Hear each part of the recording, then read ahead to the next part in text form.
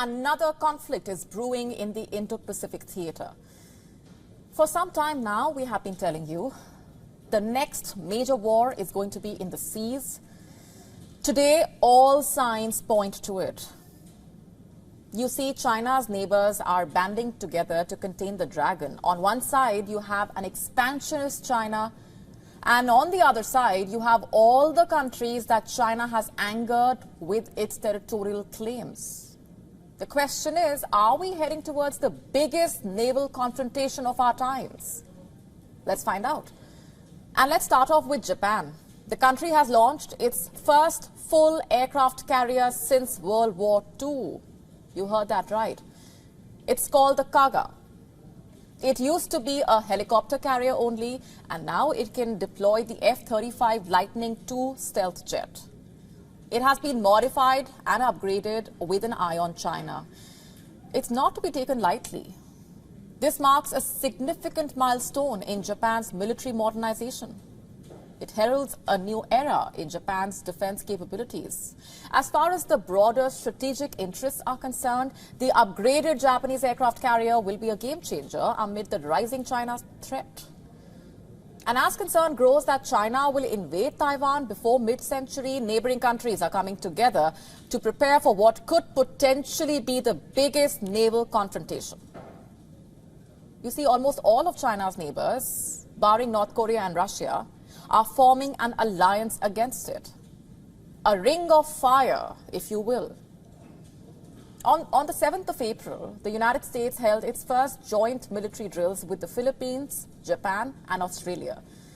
It was basically a demonstration of collective commitment in support of a free and open Indo-Pacific. The war games took place within the Philippine Exclusive Economic Zone in the South China Sea, where China lays sweeping claims. Of course, Beijing did not like it one bit. They also conducted joint air and sea combat patrols in undisclosed areas of the South China Sea.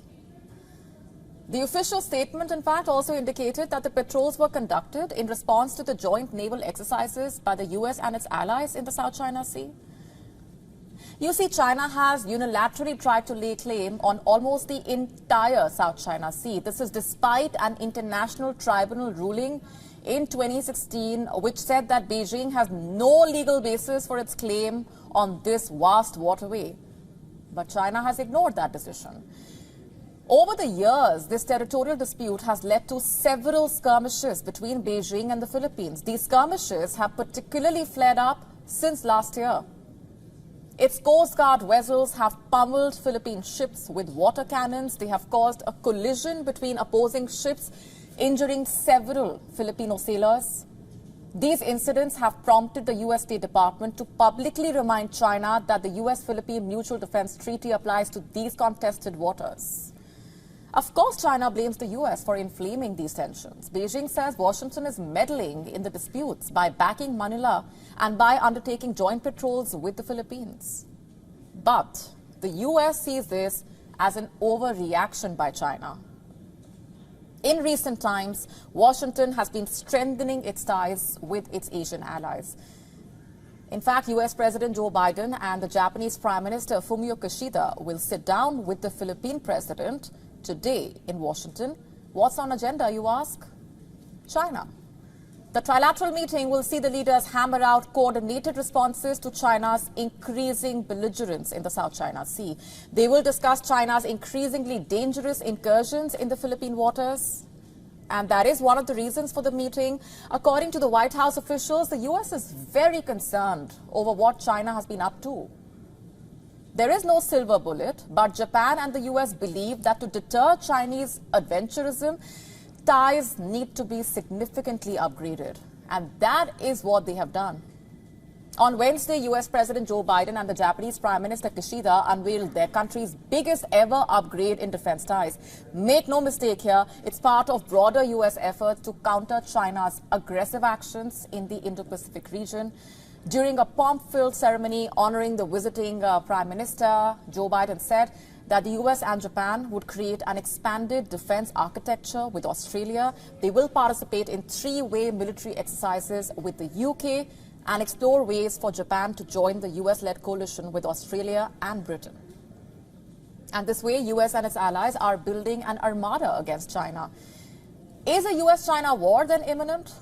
And if yes, just how primed is China for war? Under Chinese President Xi Jinping, Beijing has amassed ships, planes, missiles. It's all part of the largest military buildup by any country in decades. Reports say that China is also stockpiling fuel and food. It is trying to reduce vulnerability of its economy to sanctions. What do all these steps signal? These are steps one might take in preparation for war. And Xi Jinping has said China must prepare for worst case and extreme scenarios. All of this coming as China has become increasingly forceful in dealings with its neighbors, including the Philippines, Japan, Taiwan and India. No wonder then US officials believe the risk of war is only rising. According to the CIA director, William Burns, in fact, Xi Jinping seeks the capability to take Taiwan by 2027. Of course, a lot of experts also believe that the risk of Chinese aggression is overblown, but the warning signs cannot be ignored. And there can be no plan to counter the China threat without India. And the US has also lauded India's key role in preventing a revisionist challenge of the status quo. A senior US administration official said on Tuesday that India and the US are working together more closely than ever before in the Indian Ocean and the Indo-Pacific. He said that the US sees engagement with India as central to everything it does on the global stage. As far as where India fits into this wider network that the US is building in Asia against China, any Indo-Pacific strategy cannot succeed without India. That much is clear. Do you hate the traditional 9-to-5 workday? Do you find waking up early for work challenging? Are you someone who prefers burning the midnight oil? At what time of the day or night do you find yourself most productive? I'm asking these questions because there is a new career trend out there that addresses this very issue. It's called chrono working. It basically allows people to tailor their work hours according to their body clocks. The term was first coined by British journalist Ellen Scott. Scott believes that re-evaluating when we work is a natural evolution of the discussions around workplace well-being. According to her, 2024 will be the year when chrono working takes shape. People will look deep into how their body clocks and natural dips and rise in energy define their work day. It does make sense.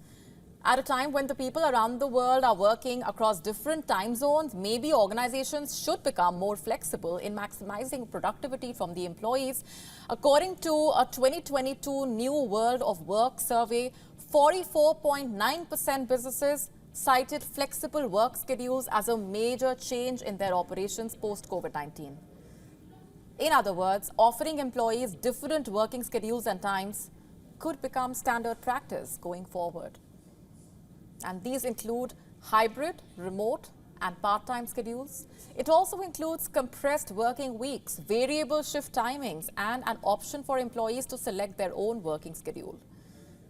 And while all that sounds good on paper, will it really increase productivity? The answer depends on who you ask. It depends on the workforce demographics.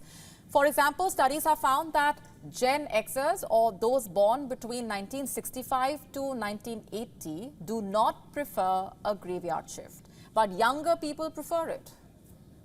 The way forward, perhaps, is flexibility then. You see, 4 years since the pandemic, companies are still looking for ways to retain talent. Some companies around the world, in fact, are even trying a 4-day work week just to see if it works. One thing is for sure, people's relationship with their work has changed post the pandemic. We are hearing about new concepts of work almost every week. What's common among all of them is that they focus on enhancing productivity, and that to us is a good sign.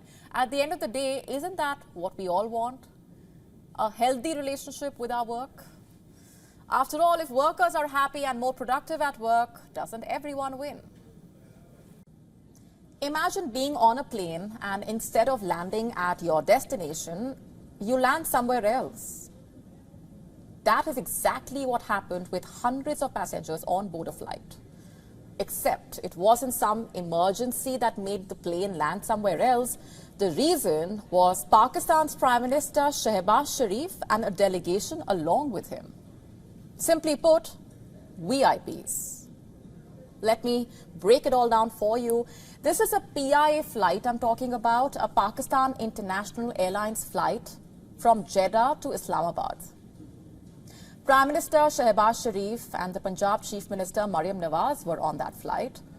They were returning after their visit to Saudi Arabia. The Dawn newspaper has reported that the flight was diverted to Lahore airport. Why did that happen? The report says the PM, CM and other VIPs were disembarked at Lahore.